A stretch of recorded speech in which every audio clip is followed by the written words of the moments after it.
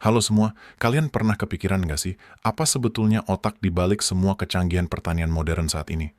Jawabannya, simple banget, database.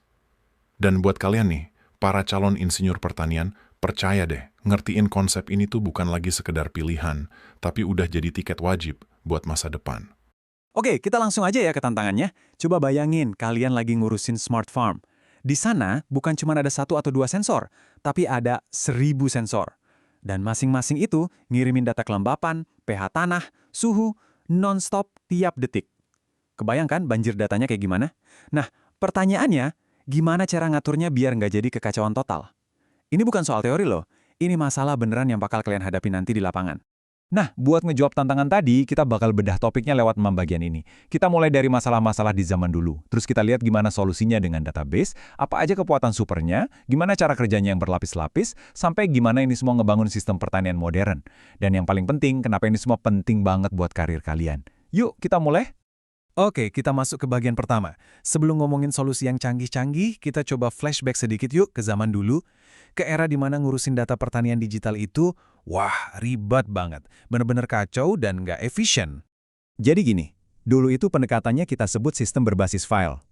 Gampangnya, bayangin aja setiap tim di pertanian itu punya folder dan file Excel-nya sendiri-sendiri. Tim irigasi nyimpen data sensor di file mereka. Tim panen punya catatan hasil panen di file lain. Terus tim drone punya file gambar-gambar dari udara di folder sendiri. Semuanya kepisah-pisah, nggak nyambung satu sama lain. Kelihatannya sih rapi ya, di folder masing-masing, tapi ini justru awal dari masalah besar. Dan disinilah masalahnya muncul. Satu, data jadi ganda di mana-mana.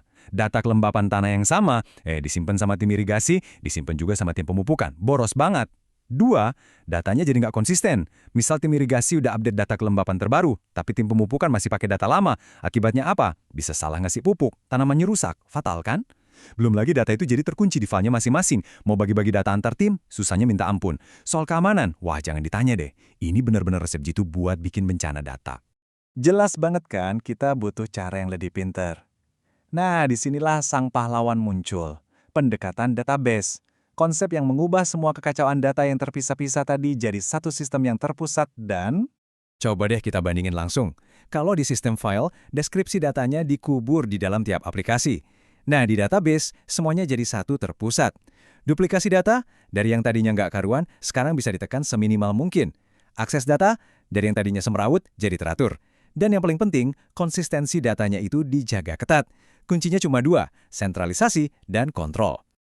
Jadi, sebetulnya database itu apa sih? Gampangnya gini, database itu adalah sebuah koleksi data yang bisa dipakai bareng-bareng dan saling berhubungan satu sama lain. Anggap aja ini sebagai satu-satunya sumber kebenaran untuk semua urusan pertanian.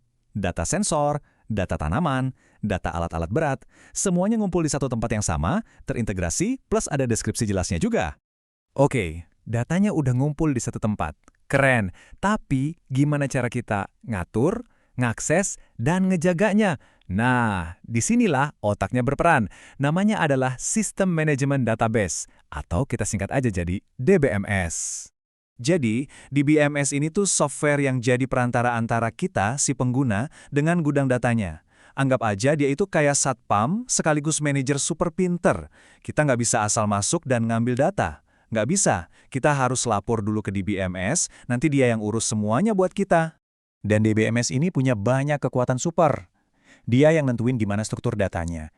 Dia juga yang ngurusin semua proses masukin, ubah, atau hapus data. Dia yang jadi penjaga keamanan, nentuin siapa boleh lihat data apa, terus dia juga yang ngejaga biar data selalu konsisten, ngatur biar nggak tabrakan kalau banyak yang akses barengan, dan bahkan nyiapin cadangan data kalau amit-amit ada masalah. Bener-bener paket komplit deh buat ngurusin data. Oke, sekarang kita bahas konsep yang keren banget di dunia database. Namanya itu arsitektur berlapis atau abstraksi. Maksudnya gini, kita sebagai pengguna itu nggak perlu tahu jelimetnya data disimpan di level paling teknis. Kita cuma perlu lihat lapisan yang kita butuhkan aja. Nah, lapisan paling luar itu namanya tingkat eksternal. Ini tuh apa yang kalian lihat di layar. Aplikasi di tablet atau HP kalian yang nampilin grafik kesehatan tanaman. Itu dia tingkat eksternal. Kalian cuma disuguhin informasi yang penting aja buat kalian, dalam format yang gampang banget dibaca. Sekarang, kita masuk satu lapis lebih dalam. Ada yang namanya tingkat konseptual. Anggap aja ini blueprint atau cetak biru dari semua data pertanian kita. Disinilah semua aturan mainnya didefinisikan. Misalnya aturan bahwa satu sensor itu pasti nempel di satu lahan, dan satu lahan itu bisa ditanami banyak jenis tanaman. Ini tuh peta logisnya yang ngehubungin semua titik data. Dan yang paling dalam ada tingkat internal. Nah, ini baru urusan teknisnya. Gimana data itu benar-benar disimpan dalam bentuk bit dan byte di hard disk server? Rumit banget. Tapi, kabar baiknya apa? Kita sebagai pengguna atau bahkan sebagai insinyur pertanian, hampir nggak perlu pusing mikirin lapisan ini. Biarin aja si DBMS yang kerja. Nah, inilah keajaibannya. Sistem berlapis ini menciptakan sesuatu yang namanya independensi data. Artinya apa? Artinya tim IT bisa aja ganti semua server di gudang data, ngubah total tingkat internalnya, tapi aplikasi di tablet petani tetap jalan normal. Nggak ada yang error, nggak ada yang berubah. Petaninya bahkan nggak bakal sadar kalau dapurnya udah di-upgrade.